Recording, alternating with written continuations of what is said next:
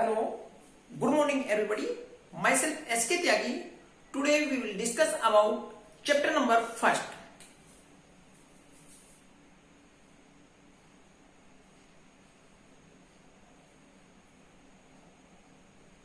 जीवों में जनन।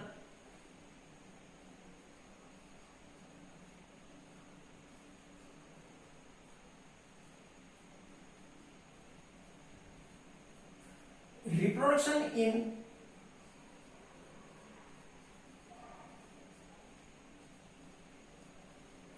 organism।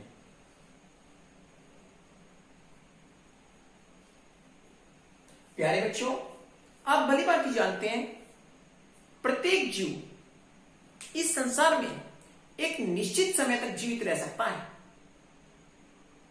अर्थात सभी जीवों की जीवन अवधि समान नहीं होती। आइए पहले हम जीवन अवधि को परिभाषित करते हैं।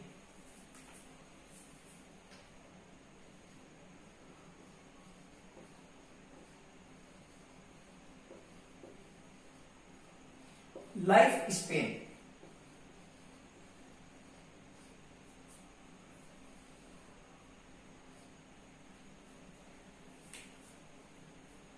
जीव के जन्म से उसके प्राकृतिक मृत्यु तक के समय को जीव की जीवन अवधि कहते हैं।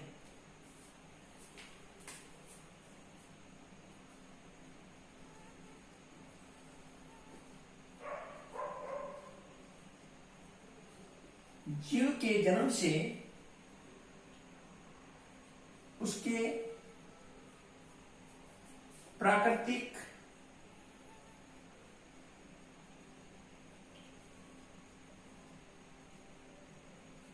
मृत्यु तक के समय को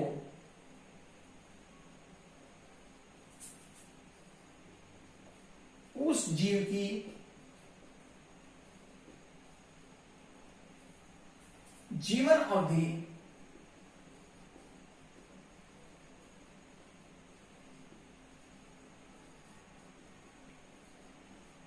कहते हैं।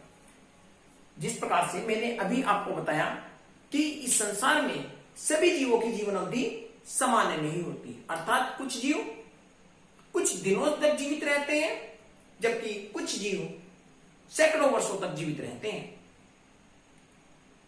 जीवों की जीवन अवधि उनके आकार पर निर्भर नहीं करती। जिस प्रकार से कौवा और तोते का आकार लगभग समान होता है, लेकिन उनकी जीवन अवधि में बहुत बड़ा अंतर है। कौवे का लाइफ स्पेन लगभग 15 वर्ष है, जबकि तोता 140 वर्षों तक जीवित रह सकता है। ठीक इसी प्रकार से आम और पीपल के पेड़ में भी उनकी जीवन अवधि में बहुत बड़ा अंतर होता है। आइए अब हम यानी कि कुछ जीवों की जीवन अवधि के बारे में जानते हैं। कुछ जीवों की अनुमानित जीवन अवधि।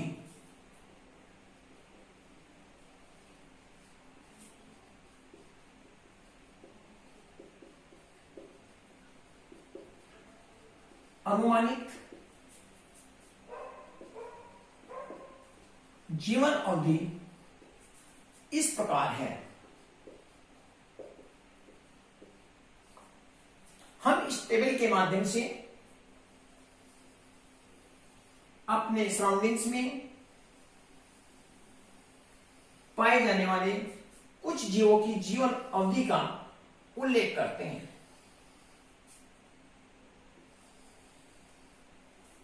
आप देख सकते हैं यहां पर सीरियल नंबर, ऑर्गेनिज्म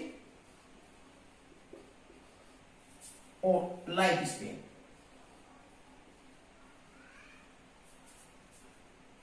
नंबर 1 हम लेते हैं हाथी को।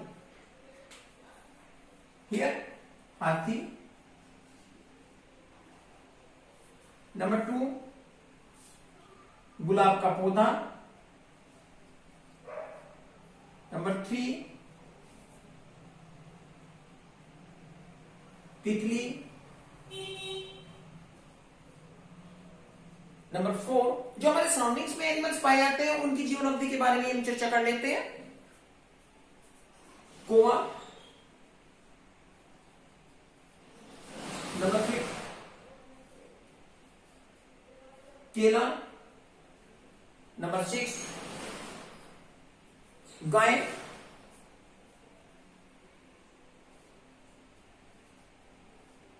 नंबर 7, तोता। नंबर 8, मगरमच्छ। 9, घोड़ा।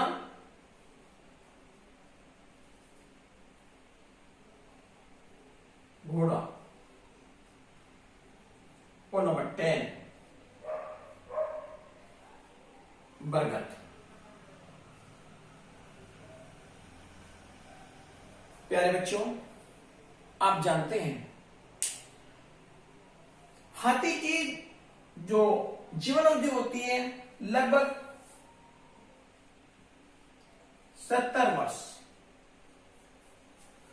गुलाब का पौधा आप बता सकते हैं कितने वर्षों तक जीवित रहता है? ये रहता है 10 से 15 वर्ष। तितली, रंग बिरंगी तितली, 1 से 2 हफ्ते।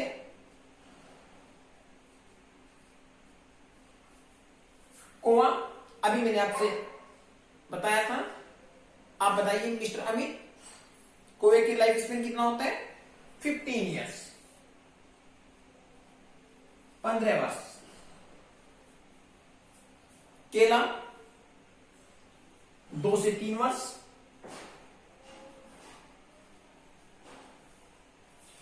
इसी प्रकार से गाय 22 वर्ष। तोता 140 वर्ष। मगरमच्छ 60 वर्ष। और घोड़ा 40 वर्ष। बरगद का पेड़ लगभग 400 वर्ष। Okay, you can write down.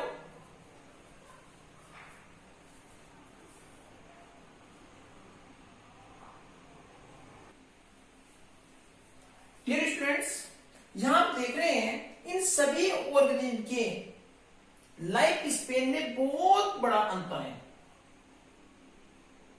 कुछ जीव जैसे तितली 1 से 2 हफ्ते तक जीवित रहती है, जबकि हाथी 70 वर्ष तक जीवित रहता है। बरगद का पेड़ 400 वर्षों तक जीवित रहता है। Okay, can I repeat? Dear students, now we will discuss about reproduction.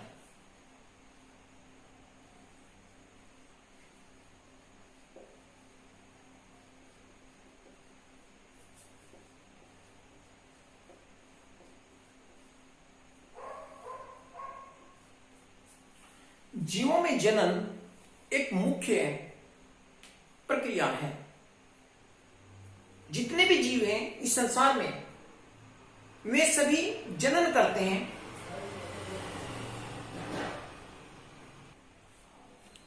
अर्थात वे अपने समान संतान उत्पत्ति करते हैं, जिससे इस संसार में उनका अस्तित्व बना रहता है। यह लाइफ की कंटिन्यूटी बनाते हैं। आइए हम रिप्रोडक्शन को परिभाषित करते हैं। जीवों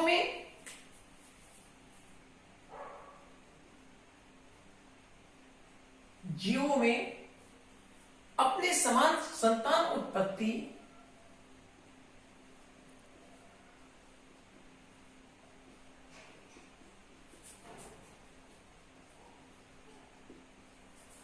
करने की प्रक्रिया को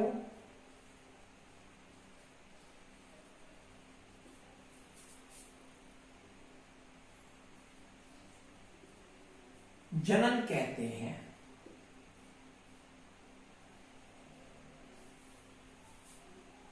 जनन के प्रकार।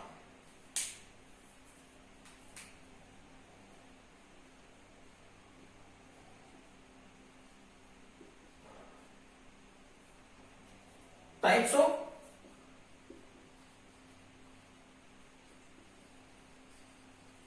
रिप्रोडक्शन।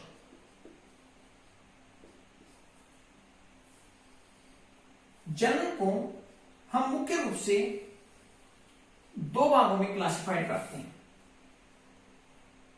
नंबर एक, अलैंगिक जनन,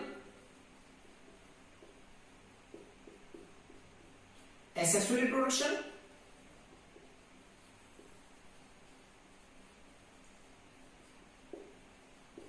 नंबर टू, लैंगिक जनन।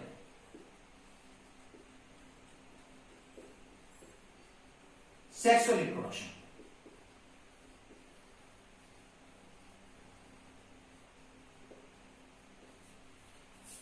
अलैंगिक जनन यूनिपेरेंटल होता है, अर्थात इसमें केवल एक ही पेरेंट का इन्वॉल्वमेंट होता है, जबकि लैंगिक जनन बाइपेरेंटल होता है। इसमें दो पेरेंट्स के इन्वॉल्वमेंट से संतति उत्पन्न होती है, अर्थात नर व मादा के मिलने से संतति उत्पन्न होती है। Okay, here you can see that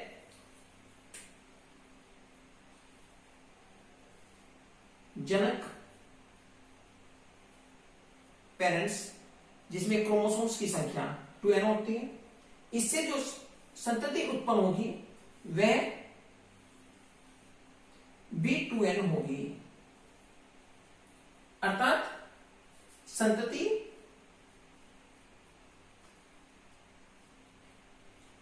आनुवंशिक रूप से अपने पेरेंट्स के समतुल्य होगी, जिन्हें हम क्लोन कहते हैं। जबकि लैंगिक जनन में नर व मादा दो पेरेंट्स से पहले युग्मक निर्माण होगा, इनसे नर युग्मक तथा मादा से मादा युग्मक बनते हैं, जिन्हें हम शुक्राणु व अंडाणु कहते हैं। दोनों के मिलने से युग्मनज बनेगा, जिसे हम जाइगोट कहते हैं। ओके, और जाइगोट से शिशु का डेवलपमेंट होगा।